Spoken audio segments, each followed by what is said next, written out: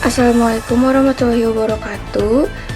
Wilujeng sumping pamirsa, sakedap deui anjeun bakal ngupingkeun rupa-rupa informasi anu parantos dihimpun ku tim redaksi kami dina dinten Rebo tanggal 13 Mei 2026.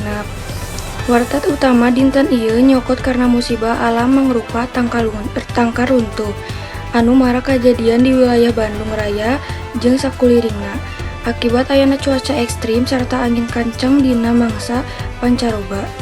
Dumasar kana data panjarna ti BPDP Kota Bandung, kacatet aya puluhan titik katangka luntuh anu ngahalangan jalan utama jeung ninggang kana warga. Salah sahiji kajadian anu pangparahna lumayang jeung di wilayah Cimenyan. Di angin puyuh jeung hujan badal gentengan saukur ngaruntuhkeun tangkal tapi oge ngarusak warga jeung fasilitas bumi warga.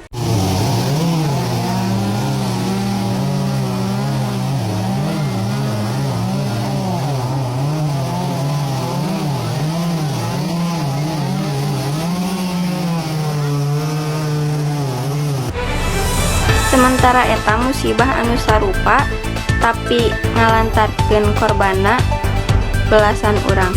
Kajadian di Jalan Encep, Kartawiria, Kota Cimahi. Tangkal jenis trembes anu katinggalina kokoh di luar. Tetela geus tapuk di jerona sarta runtuh ninggang barudak SD anu keur jalan di sisi jalan.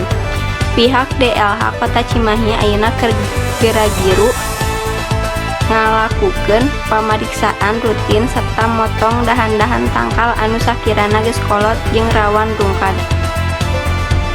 Patugas gabungan ti BPBD, Dinas Kebakaran jeung unsur relawan geus dikerahkan ka unggal lokasi pikeun ngaevakuasi sesa-sesa material